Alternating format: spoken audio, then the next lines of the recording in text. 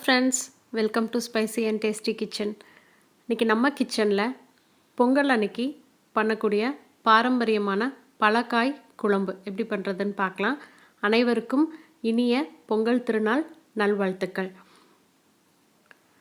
இந்த குழம்பு பண்ணுறக்கு மாங்காய், அவரைக்காய், கத்திரிக்காய், சேனைக்கிழங்கு, சேப்பங்கிழங்கு, சக்கரவள்ளிக்கிழங்கு, உருளைக்கிழங்கு, வாழைக்காய், மஞ்சள் பூசணிக்காய் இவ்வளோ தான் நான் எடுத்திருக்கேன். நீங்கள் உங்கள் தேவைக்கு தகுந்த மாதிரி 5லேருந்து 13 காய் ஒத்தப்படையில் எந்த காய் கிடைக்குதோ அதை எடுத்துக்கோங்க. நாட்டுக்காய்கள் மட்டும்தான் அதில் யூஸ் பண்ணணும். மஞ்சள் பூசணி கண்டிப்பாக இருக்கணும். சின்ன வெங்காயம் 50 கிராம் அளவுக்கு எடுத்துக்கோங்க. ஒரு தக்காளி பழம் பொடியாக கட் பண்ணி வச்சுருக்கேன். சாம்பார் தூள், மஞ்சள் தூள். சாம்பார் தூள் 4 டேபிள் ஸ்பூன் அளவுக்கு எடுத்துக்கோங்க. கடுகு, வெந்தயம் தாளிக்கிறதுக்கு, நல்லெண்ணெய், புளி கொஞ்சம் அதிகமாகவே எடுத்துக்கோங்க. மாங்காய், பாதி மாங்காய் கட் பண்ணி தனியாக வச்சுருக்கேன். கருவேப்பிலை, காஞ்ச மிளகாய், பெருங்காயம். காய்கறிகள் இந்த எல்லா காய்கறியும் அவ்வளோவையும் சேர்த்தணும்னு இல்லை, உங்கள் தேவைக்கு தகுந்த மாதிரி கட் பண்ணிக்கோங்க. நான் அந்த ஒரு பவுல் அளவுக்கு கட் பண்ணி எடுத்து வச்சுருக்கேன். பாத்திரத்தில் நல்லெண்ணெய் விட்டுக்கோங்க. நல்லெண்ணெய் கொஞ்சம் நிறையா விடுங்க, அப்போ தான் இந்த குழம்புக்கு நல்ல டேஸ்ட் கொடுக்கும். நல்லெண்ணெய் சூடானக்கப்புறமா எடுத்து வச்சுருக்க கடுகையும் வெந்தயத்தையும் பொரிய விடுங்க. வெந்தயம் 1/4 ஸ்பூன் அளவு போட்டால் போதும். வெந்தயம் அதிகமாக போச்சு அப்படின்னா குழம்பு உங்களுக்கு கசப்புத்தன்மையை கொடுக்க ஆரம்பிச்சிடும். நல்லா பொரிஞ்சக்கப்புறமா எடுத்து வச்சுருக்க சின்ன வெங்காயத்தை சேர்த்து வதக்கி விடுங்க. சின்ன வெங்காயம் முழுசாகவே ஆட் பண்ணிக்கோங்க. ரொம்ப பெருசாக இருந்தால் மட்டும் பாதி அளவுக்கு கட் பண்ணால் போதும். முழுசாக ஆட் பண்ணால் தான் குழம்புக்கு நல்ல டேஸ்ட் கொடுக்கும்.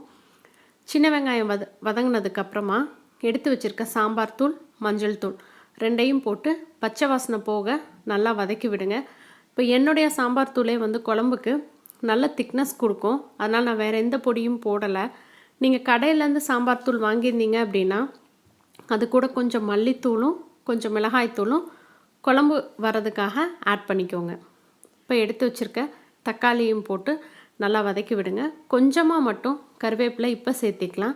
மிச்ச கருவேப்பிலை கடைசியாக தாளித்து கொட்டும் பொழுது சேர்த்திக்கலாம். தக்காளி போட்டு வதக்கும் பொழுது கொஞ்சமாக உப்பு சேர்த்துக்கிட்டிங்க அப்படின்னா தக்காளி சீக்கிரமாக வதங்கிடும். தண்ணி விட்டு உங்களுக்கு அந்த சாம்பார் தூளும் தக்காளியும் பச்சை வாசனை போய் ஒரு கிரேவி கன்சிஸ்டன்சி கிடைக்கும். கொஞ்சமாக மட்டும் ஆட் பண்ணிக்கோங்க, அப்புறம் வேணும்னா நம்ம ஆட் பண்ணிக்கலாம். நல்லா வெந்ததுக்கப்புறமா கழுகி வச்சுருக்க காய்கறிகள் எல்லாத்தையுமே போட்டு வதக்கி விடுங்க. காய்கறிகளை ரொம்ப நேரம் வெட்டி தண்ணியில் போடாதீங்க, அப்போ அதனுடைய நிறம் மாறிடும். எல்லாமே கிழங்கு வகைகள் தான் போடுறோம் அதனால் உங்களுக்கு புளி ஊற்றி வச்சிங்க அப்படின்னா கிழங்குல அந்த புளிப்பு ஏறி நல்ல ஒரு டேஸ்ட்டை கொடுக்கும். இதுக்கு நல்லா கலக்கி எல்லா சாம்பார் தூள், தக்காளி எல்லாமே காய்கள் மேலே ஒன்றோட ஒன்று படுற மாதிரி நல்லா கலக்கி விட்டுருங்க. தேவையான அளவு தண்ணி சேர்த்து மூடி போட்டு ஒரு கொதி விடுற அளவுக்கு வேக விடுங்க. நம்ம அதுக்கப்புறமா மாங்காய் சேர்த்திக்கலாம்.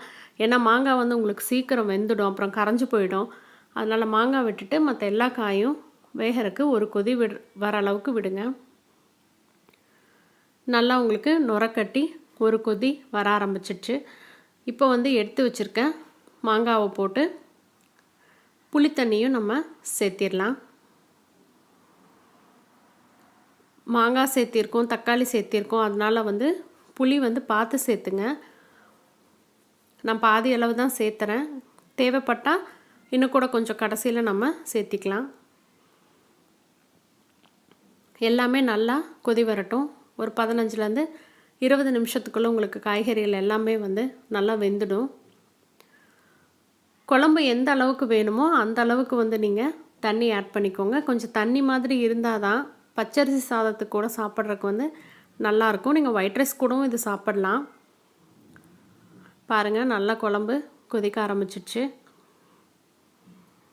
காய்கறிகள் எல்லாமே நல்லா வெந்துடுச்சு. இந்த ஸ்டேஜில் நம்ம கொஞ்சமாக தாளிப்பு பண்ணிடலாம். அப்போ குழம்பு இன்னும் நல்ல மணமாக இருக்கும். ஒரு ஸ்பூன் அளவுக்கு நல்லெண்ணெய் சேர்த்திக்கிறேன். ஃபுல்லாகவே இது நல்லெண்ணெயில் தான் நான் பண்ணுறேன். பெருங்காயம், காஞ்ச மிளகாய், கடுகு இது எல்லாத்தையுமே நல்லா பொரிய விட்டு குழம்புல மிக்ஸ் பண்ணிவிடுங்க. ஃபைனலாக ஆட் பண்ணும்போது உங்களுக்கு குழம்புனுடைய மனம் வந்து ரொம்ப நல்லாயிருக்கும். மிச்சம் வச்சுருக்க கருவேப்பிலையும் குழம்புல சேர்த்திடுங்க. நம்மளோட சுவையான கிராமத்து பலக்காய் குழம்பு தயார். கண்டிப்பாக எல்லோரும் பண்ணி பாருங்கள்.